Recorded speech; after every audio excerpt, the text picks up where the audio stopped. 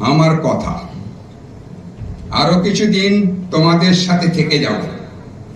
শিশুবন মানুষের দলে মন খুলে গল্প গুজব হবে। এই নদী, ভাঙা ঘাট, ডিঙি নৌকার মাঝে শিশির স্নাত ঘাসে ঘাসে চুপি চুপি কথা হবে। শীতলা তলার শান বাঁধানো দাওয়াতে বসে একসাথে শীত রোদে শিশুদের সাথে বাংলায় কথা হবে। বাঙালির মতন সরল অনুভবে রূপকথার গল্প হবে।